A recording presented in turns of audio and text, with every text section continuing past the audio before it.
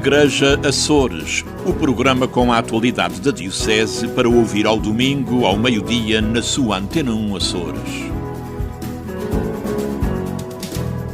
Olá, seja muito bem-vindo ao Igreja Açores. No próximo dia 3 de novembro, a Diocese de Angra assinala os seus 490 anos. As comemorações terão 3 dimensões. No dia 1 de novembro, para além da sessão de clausura do processo de beatificação de Maria Vieira, pelas 16 horas em São Sebastião, às 19 tem lugar na Ilha Terceira a missa de abertura do Congresso Diocesano de Jovens na paróquia de Santa Luzia, em Angra. Depois, o domingo, dia 3 de novembro, dia da fundação da Diocese, comemoramos os 490 anos desta caminhada de quase 5 séculos de história. Isto é o início de uma caminhada de 10 anos em ordem a este grande jubileu dos 500 anos da Diocese de Angra. Durante esse domingo, às 16 horas, teremos a apresentação do projeto diocesano da Pastoral, que será no Seminário de Angra. Depois segue-se uma atuação do Cotibeiro Franco, Terra Chã. Um quarto de hora antes da missa, às 17h45, execução do hino da Diocese no Adro da Sé. E terminamos com a celebração dos 490 anos da Diocese e da mediação de graças por todos os benefícios recebidos ao longo desta longa data, desta longa história, feita de muitos altos e baixos, de dificuldades, mas também de grandes desafios, de grandes glórias também da nossa história. Padre Hélder Miranda Alexandre, pároco da Sé Catedral. A Diocese de Angra foi criada pelo Papa Paulo III por meio da bula Aecum Reputamus, de 3 de novembro de 1534, autonomizando-se da Diocese do Funchal. Na próxima sexta-feira, dia 1 de novembro, dia de Todos os Santos, a Diocese encerrará formalmente a fase diocesana do processo de beatificação e canonização de Maria Vieira, a jovem mártir terceirense que perdeu a vida a defender a sua honra e no final perdoou ao seu agressor, pedindo que nada de mal lhe acontecesse. A história de Maria Vieira era em tudo semelhante à de Maria Goretti, uma menina italiana de 12 anos que no final do século XIX perdeu a vida a defender a sua virgindade e que 7 anos após a morte de Maria Vieira foi beatificada pelo Papa Pio XII, que haveria de a canonizar Santa Maria Goretti em 1950. Tal como a nova santa italiana, também Maria Vieira da Silva perdeu a vida a defender-se de um agressor que lhe queria roubar a pureza, falecendo a 5 de junho de 1940. O povo da Terceira, comovido com a história, começou de forma individual a pedir a intercessão da jovem sempre que se via em aflições, e a sua fama de santidade começou a espalhar-se pela voz popular. Vários anos depois, a própria paróquia de São Sebastião, de onde Maria Vieira era natural, solicitou à Diocese que pudesse estudar o caso para iniciar um processo de beatificação.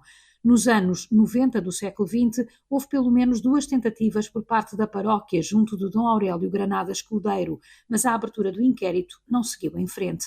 Em 2007 foi entregue ao bispo Dom António de Sousa Braga uma petição para a introdução da causa de beatificação da serva de Deus Maria Vieira, da autoria do pároco da altura, o padre Jacinto Bento, suportada em decisão unânime do Conselho Pastoral Paroquial a 10 de dezembro de 2007, mas novamente não houve qualquer decisão da autoridade eclesiástica. Só em 2017 é que, diante de um novo pedido da paróquia, se dá início ao processo que agora chega ao fim na sua fase diocesana, tendo ainda um longo caminho para percorrer até haver qualquer decisão da Santa Sé. A paróquia de São Sebastião chegou a ter um grupo paroquial para angariar fundos para o início da causa. Hoje, envolvidos 85 anos desde a morte de Maria Vieira, encaram com muita satisfação o final da fase diocesana de um processo há muito desejado. Para os mais comprometidos com esta causa, é um momento particularmente importante. Não querendo gravar os seus depoimentos, enviaram por escrito as respostas ao sítio Igreja Açores. A sua beatificação significaria o exemplo testemunhal de santidade nos dias de hoje, refere o padre Domingos Graça. ex-pároco de São Sebastião e assistente da extinta Comissão Paroquial pró-beatificação de Maria Vieira, que se formou na paróquia de São Sebastião. A sua beatificação proporcionaria a conclusão da fase inicial deste acontecimento, que decorreu há 85 anos, daria mais força não só apenas aos devotos contemporâneos, principalmente aos da Ilha Terceira e muitos dos seus imigrantes, mas também divulgaria o benefício deste testemunho vivo, um testemunho de amor, de perdão, de humildade e total respeito à Santíssima Trindade, que tanta falta nos dias de hoje nos faz, afirma Délia Martínez, membro da extinta Comissão Paroquial. Se a Maria Vieira fosse beatificada, seria um reconhecimento de que a sua morte não teria sido em vão, mas sim uma esperança e fé de um mundo melhor, onde o perdão e a paz perdurariam, acrescenta Wanda Godinho, outro elemento da referida Comissão Paroquial. São tantas as pessoas que, de forma particular, rumam a este recinto, ao lugar do martírio da serva de Deus, esperando confiantemente alívio, auxílio para a diversidade das suas agonias e dores, e as que peregrinam cheias de gratidão pelas graças recebidas e a expressa nas fotografias, nas velas, nas flores, nas mensagens escritas, nas dádivas económicas e em muito mais consoante a sua criatividade, prossegue o padre Domingos Graça. A Maria Vieira deixou-se tocar pelo chamamento de Deus, acrescenta Francisco Dias, sublinhando que, se for beatificada, o seu exemplo poderá ser inspirador para o mundo de hoje. Se Maria Vieira da Silva fosse beatificada, a sua vida e o exemplo seriam formalmente reconhecidos como um modelo de virtude cristã. A sua beatificação reforçaria ainda a ideia de que a coragem de testemunhar o cristianismo, mesmo diante da violência que sofreu, é um valor eterno, afirma por seu lado Manuel Jorge Melo, membro da referida comissão, que vai mais longe ao afirmar que o seu exemplo poderia inspirar os cristãos de hoje e reforçaria a ideia de que a santidade pode surgir em qualquer lugar, mesmo em pequenos lugares desconhecidos do mundo. O padre Hélder Miranda Alexandre, canonista, foi nomeado promotor de justiça deste processo. E a partir daí fez-se juridicamente todo o processo, com a recolha de todas as informações, e fui nomeado promotor de justiça. Juntamente com outros colegas também fomos entrevistando ainda as testemunhas vivas, entretanto algumas já faleceram, e recolhemos todas as informações possíveis. Chegados a esta altura, já no último ano, encerramos essa recolha, elaboramos a publicação dos autos, também formalizamos o não culto, porque este processo não pode ter culto público, não pode ser um culto aprovado ainda pela Igreja, tem que ir à Santa Sé. E agora, finalmente, depois de recolhida toda esta documentação, no próximo dia 1, dia de Todos os Santos, iremos proceder ao encerramento formal da parte diocesana. Já o cônego Manuel Carlos Alves, atual reitor do Santuário do Senhor Santo Cristo dos Milagres, é o postulador deste processo. Mas o que isso significa? Garante que todos os passos necessários à organização do processo são dados, e são dados com fidelidade, e que não há desânimo pelo caminho que faça atrasar o processo. Portanto, é garantir que todos os passos são dados e num tempo razoável, tanto quanto possível, organizar todo o processo e depois entregá-lo nesta altura ao encerramento do processo na Diocese e o encaminhará depois para Roma com outros procedimentos. Foi relativamente fácil porque ela morreu com a idade que tinha e depois não existem documentos da sua autoria que haja declarações que sejam necessárias avaliar em termos de ortodoxia teológica e, portanto, não foi assim muito difícil, foi recolher tudo aquilo que era possível. Se o processo tivesse sido mais cedo, depois teríamos tido outros testemunhos de pessoas que, de alguma forma, viveram esse processo, ou até mesmo foram companheiras, e como já passou muito tempo, portanto, já nem por aí podemos lá chegar. Gostaríamos que tivesse surgido outro empenhamento da comunidade, sobretudo em termos de relatos, porque existe uma devoção muito grande à Maria Vieira, e seria interessante que tivéssemos relatos dessa devoção e deste recurso, dessa intercessão que as pessoas pedem a Deus através da Maria Vieira. Uma causa que entra agora numa nova etapa, em Roma, com uma sessão a acontecer na próxima sexta-feira na matriz de São Sebastião, como adianta o atual pároco Luís Silva. Estamos a preparar uma sessão solene de clausura do processo de beatificação da serva de Deus Maria Vieira e, portanto, teremos no próximo dia 1 de novembro, a partir das 4 da tarde, uma conferência dada pelo Dr. Madruga da Costa, que fará um pouco uma abordagem histórica a nível da Maria Vieira e deste processo, que já vai há uns anos para ser enviado agora para Roma para tratarmos então da beatificação da serva de Deus Maria Vieira. Depois seguirá a clausura do processo, portanto, as assinaturas de toda a documentação oficial e todo o cerimonial oficial de clausura de um processo, digamos assim, e depois a oração de vésperas, a oração solene de vésperas, para concluirmos com chave de ouro também o dia de Todos os Santos, pedindo aos senhores também que nos ajude neste processo que é diocesano e que leva, então, que depois será transportado para Roma. Este processo de beatificação de Maria Vieira da Silva, que encerra agora a fase diocesana. Termina este domingo, no Vaticano, o Sínodo sobre Sinodalidade. Para o Monsenhor José Constância, em resposta às vozes mais críticas sobre a falta de conclusões concretas, mais do que de decisões, é tempo das igrejas locais entrarem em ação. Esta ideia do povo de Deus, há também a ideia de povo, no sentido que há uma descentralização. O povo está em todo o mundo, o povo de Deus está em todo o mundo e, portanto, não é só Roma que, digamos, é central geradora da caridade e da vivência evangélica. São todas as igrejas. E, portanto, o papel que se dá de reflexão e de atenção que devem ser as igrejas locais, ou melhor, não digo as dioceses, mas eu refiro-me às igrejas das nações, portanto, das conferências episcopais, com mais poderes ou com uma visão muito mais de enculturação, é também um aspecto importante na visão do povo de Deus, que significa que é um povo de Deus diverso ou diferente em todas as partes do mundo. De qualquer maneira, dá-me a impressão que se seguiu uma visão, digamos, para os que são mais críticos ou para aqueles que queriam que a hora atual fosse uma hora de decisões em questões flagrantes, seguisse uma perspectiva mais de continuidade, portanto, os aspectos mais avançados, as questões fracturantes, as questões mais pioneiras, estão na cabeça e no trabalho dos peritos e dos bispos que fazem parte destes grupos. Portanto, neste aspecto, para alguns, não foi revolucionário, queriam que já viessem resoluções neste sentido e, portanto, de certo modo, os mais pessimistas até dizem que, de facto, a montanha paria um rato.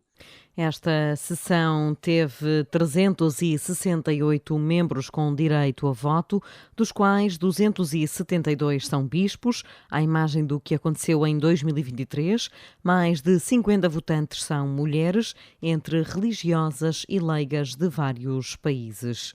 O Sínodo dos Bispos, instituído por São Paulo VI em 1965, pode ser definido, em termos gerais, como uma assembleia de representantes dos episcopados católicos de todo o mundo, a que se juntam peritos e outros convidados com a tarefa de ajudar o Papa no governo da Igreja.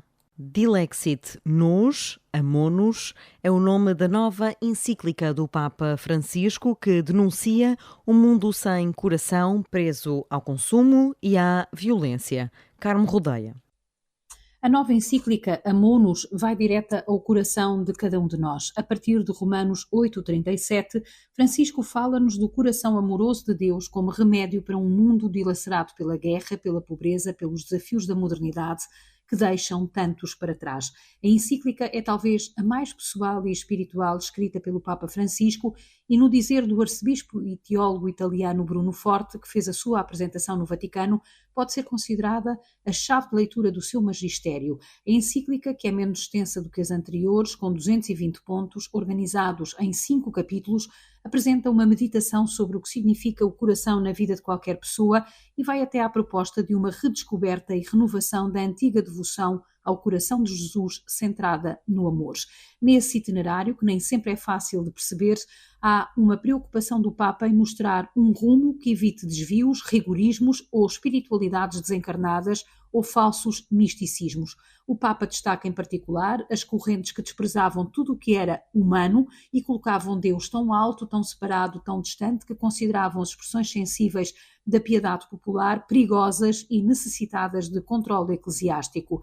No texto, Francisco lembra que hoje as dificuldades são outras, a secularização e um mundo livre de Deus, ou também várias formas de religiosidade sem referência a uma relação pessoal com um Deus de amor, que são novas manifestações de uma espiritualidade sem carne. O texto alerta para os problemas que decorrem de comunidades e pastores concentrados apenas em atividades exteriores, em reformas estruturais desprovidas do Evangelho, em organizações obsessivas, em projetos mundanos, em reflexões secularizadas, em várias propostas apresentadas como requisitos que por vezes se pretendem impor a todos. O resultado é muitas vezes, observa a encíclica, um cristianismo que esqueceu a ternura da fé, a alegria do serviço, o fervor da missão pessoa a pessoa, a cativante beleza de Cristo, a gratidão emocionante pela amizade que Ele oferece e pelo sentido último que dá à vida.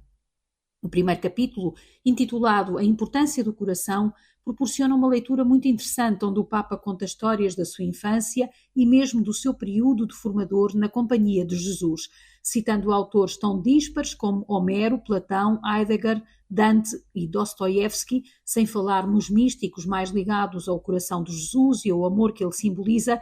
O Papa considera que com a antiguidade aprendemos que o ser humano não é a soma das diferentes capacidades, mas um complexo anímico-corpóreo com um centro unificador que dá a tudo o que a pessoa experimenta um substrato de sentido e orientação. Esse centro ou núcleo é o coração, tantas vezes escondido através de aparências e superficialidades.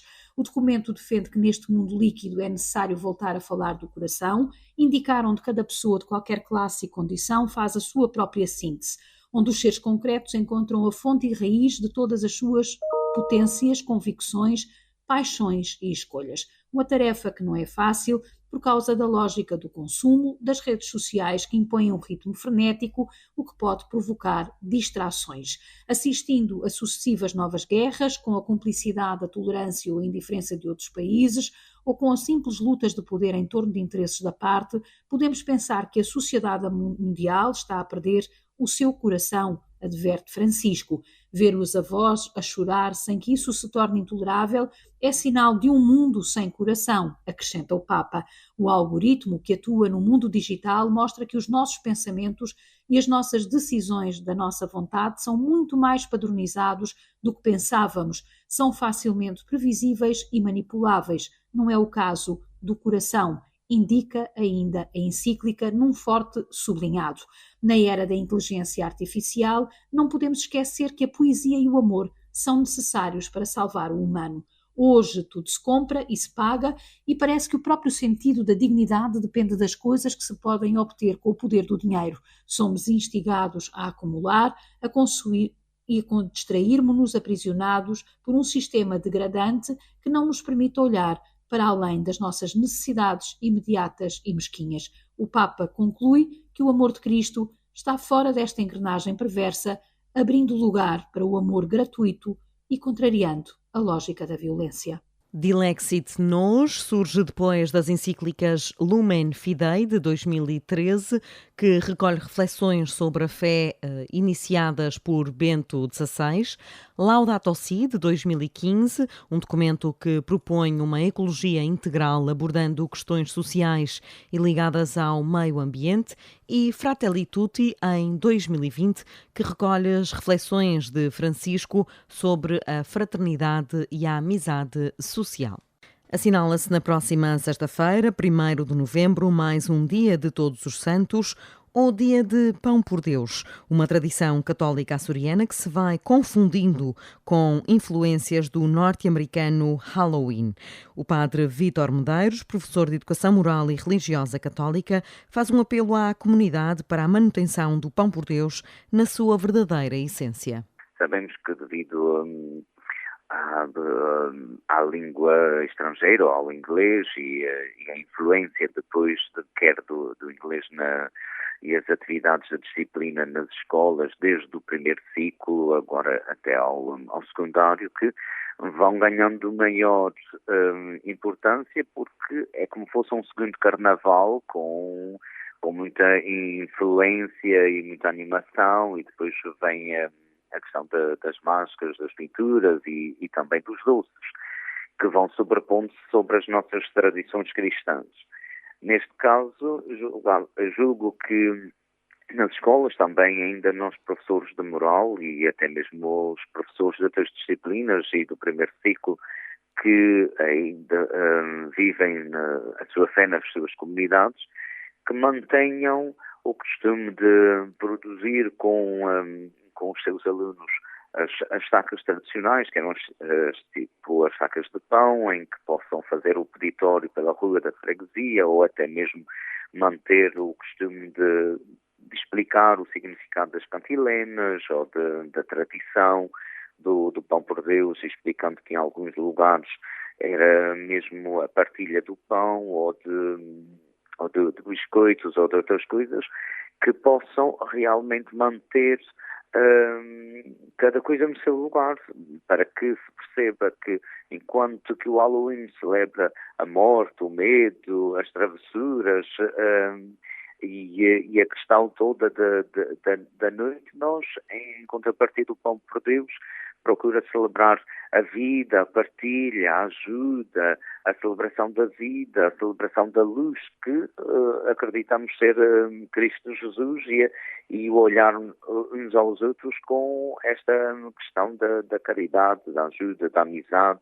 Uma tradição que é sempre vivida no Colégio de São Francisco Xavier, em Ponta Delgada. Semelhante aos anos anteriores, em que as crianças já começaram, essa semana antes de quinta-feira, já começaram a primeiro falar sobre a importância dos santos, do Dia dos Santos, de todos os santos, alguém com pessoas que são modelos de vida cristã a ser seguida.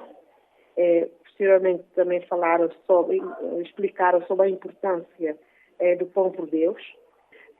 São explicadas às crianças um pouco significado, mas realçando, sobretudo, o valor da partilha.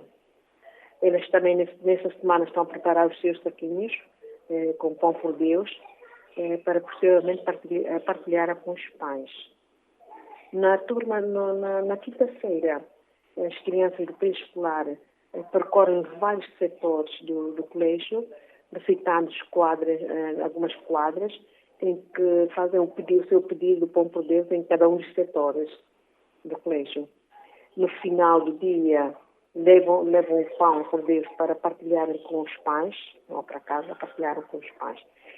Também é de se adiantar que as salas dos 4 e 5 anos acabam também por trazerem algo de casa para poderem partilhar entre os colegas. Irmã Domingas Lisboa, diretora do Colégio de São Francisco Xavier, a garantir que em 2024 a tradição ainda é o que era. Entre Vistas, com o padre Teodoro Medeiros.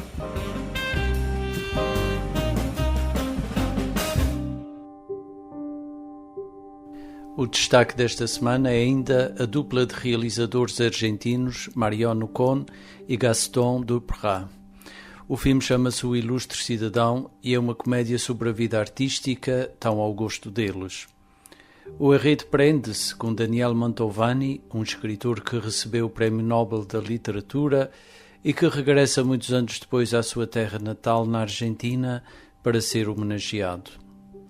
Aí encontrará os seus amigos de juventude, informar-se-á do rumo que as suas vidas tomaram e terá de fazer um esforço para corresponder ao que esperam dele.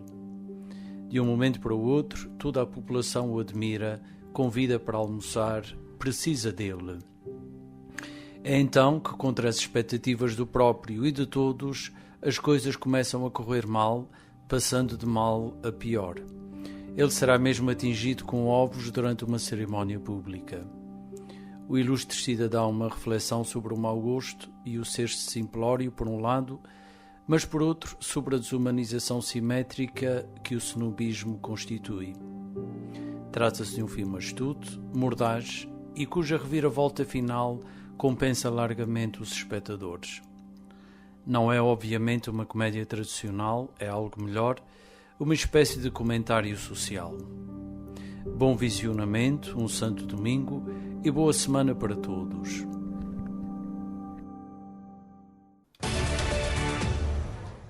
No próximo dia 1 será encerrada a fase diocesana do primeiro processo de beatificação e canonização promovido por esta Diocese de Angra, 500 anos desde a sua fundação.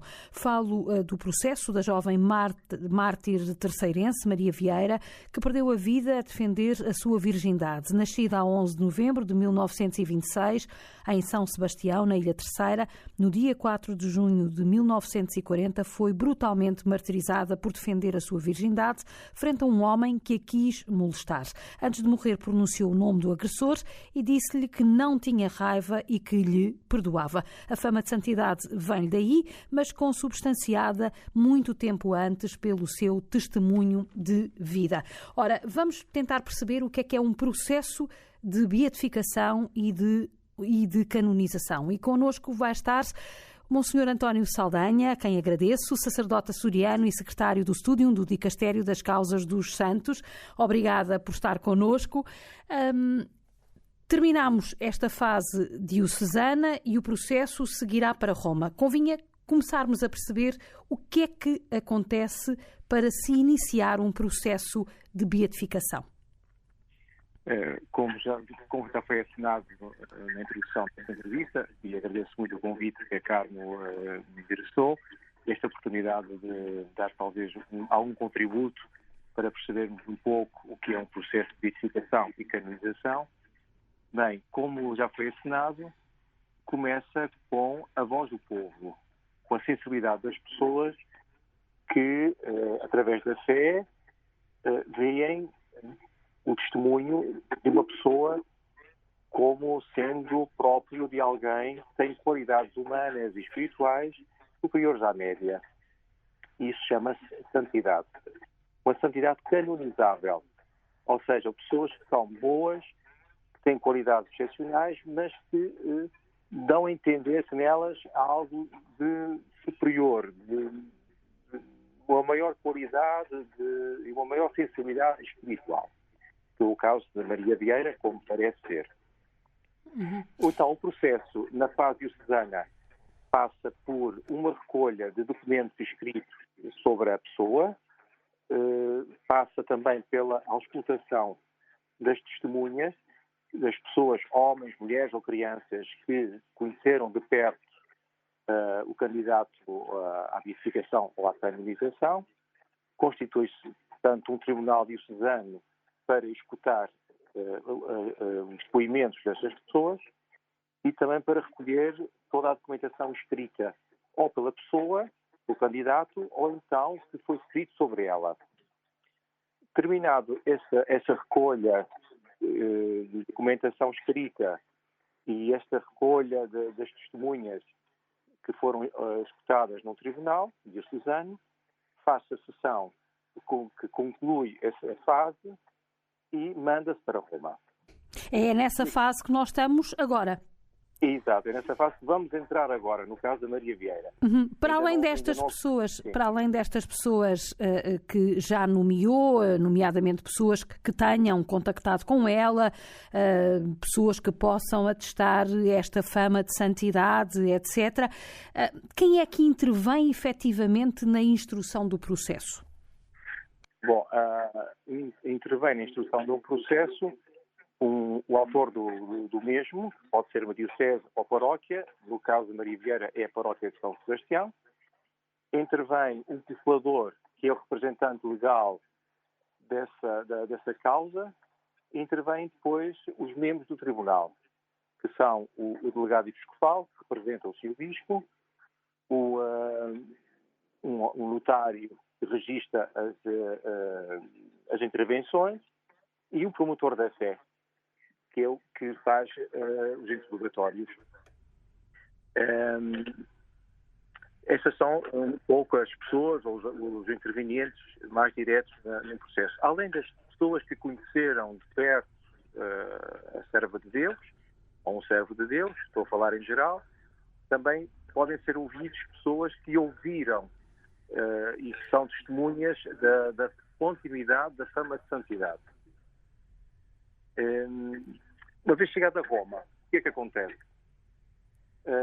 Tem que ser nomeado um postulador para a fase romana e será ele o representante em Roma do autor da causa. E o que é que se faz? Entrega-se na Cúria, no dicastério da causa dos santos, todo o material recolhido, que deve ser sigilado, fechado. Pede-se a abertura desse material, depois pede-se uma avaliação jurídica. Ou seja, o primeiro julgamento que fazemos sobre o processo é um julgamento formal. Tentamos perceber se as nossas normas foram observadas na condução do processo. Depois, se estiver bem, formula-se um juízo de valor jurídico que apresenta-se no chamado Congresso Ordinário, que é constituído pelo Cardeal Prefeito, pelo Secretário do Dicastério, pelo Subsecretário do Dicastério, pelo Promotor da Fé, pelo Relator Geral, pelo oficial que apresenta esse voto jurídico, que testemunha que tudo correu bem ou então que há alguma falha que é preciso corrigir. Se esta fase é superada, pede-se então a nomeação de um relator. O que é o relator? O relator é um membro do dicastério da causa dos santos que prepara, com a colaboração de um colaborador externo, a chamada posício. O que é posício? A posício é uma espécie de tese sobre o servo de Deus, o candidato à beatificação ou à canonização. Esta posício é feita geralmente e acompanhada pelo postulador romano. É acompanhada pelo postulador romano, que pode eventualmente nomear um colaborador, um ou mais colaboradores. E é extraída, digamos assim, parte do processo que foi instruído na fase diocesana, são instruídos os elementos que poderão atestar as virtudes heroicas que dizem respeito à fama de santidade. Exato, é assim. Recolhem as provas documentais e as provas de testemunhais, de testemunhas, para percebermos a qualidade do material publicado, se o trabalho da Comissão Histórica foi bem realizado e também para avaliar a qualidade das testemunhas e depois as qualidades humanas do candidato.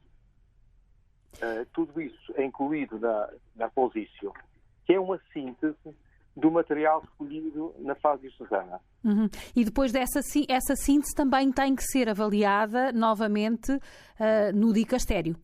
Exato. Esta síntese, que se chama posício, é entregue a uma comissão de peritos históricos para avaliar o contexto histórico, as circunstâncias que rodearam a vida dessa pessoa, do candidato, da candidata. Depois passa a uma comissão de consultores teólogos que avaliam as virtudes, as qualidades humanas e espirituais do candidato. Se passa na fase dos historiadores, da fase dos consultores teólogos, segue-se portanto, é entregue aos cardeais e bispos membros do dicastério. A última palavra se passa por essas três fases, passa para o Papa.